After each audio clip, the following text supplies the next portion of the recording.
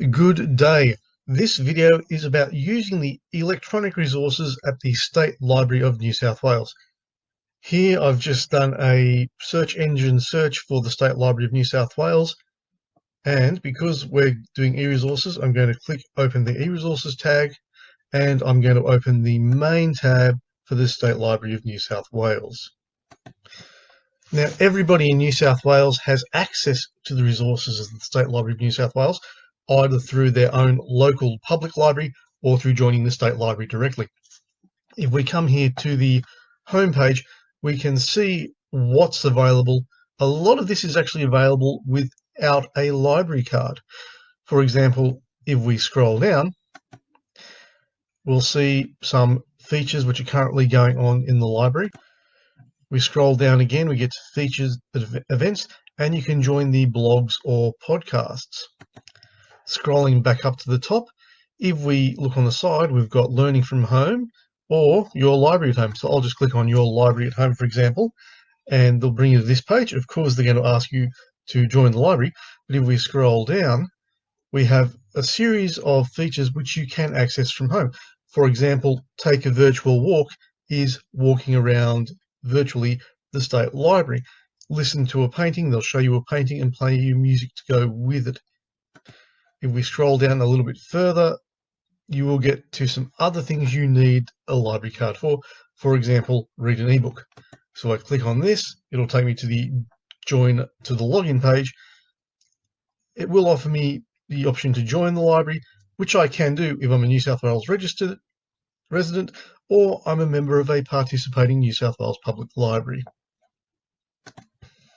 If we go back home and just type something into the general search catalogue, for example, fly in, fly out might be something I'm researching. This is the search result we get. It's a fairly standard search result. Everybody should be used to it. I've got here an article, which is full text available online. I've got a book, which is only available in the library. The library's not open at the moment, so I will go to the full text available. It's peer reviewed, which means it's very reliable as opposed to just something we got off the internet. Over on the right hand side, I can actually filter down and find, say, newspaper articles only or articles only. I could remove what was in the library. For example, if I exclude the library, I'll get the same results, but not with books included. Now, I'm just going to open this first one, full text available. Here at the login page, I'm going to log in with my local library card. And I've been taken to the article itself. Now, this is using ProQuest, which is one of the journal databases the library uses. As you can see, I've got a PDF copy down here. I can scroll down and read that. I have accesses such as printing, saving. I can download it. I can cite it. I'll press cite, for example, and that should give me the correct citation for APA 6th edition, which is what we use at my school. I can actually press ProQuest and I'll go to the other ProQuest search and just say I want to type in FIFO, which is also used for fly in, fly out. Here's the results I get, very similar to the last one. Now, I'm not sure if this is the same meaning of FIFO as in the previous one, but if I wanted more than one search, it's a handy way to do it. Now, this is the eResources page. This is a slightly different setup page.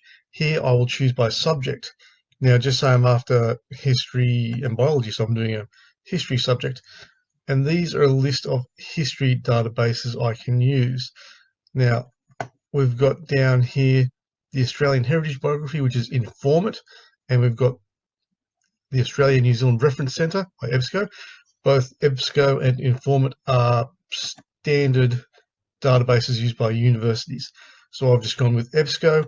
I'll type in, say, General MacArthur, because I'm doing an assignment on World War II. And this is the search I get back in. Very similar to the Informit search. I've got 4,500 results. Once again, I've got full text. This is HTML, so only a web page. It looks like a newspaper. This one's a periodical and it's PDF only. Now, I only want full text because it's very annoying just getting the abstract. So I'll click full text only. And it's only knocked off about 100, so they're pretty good.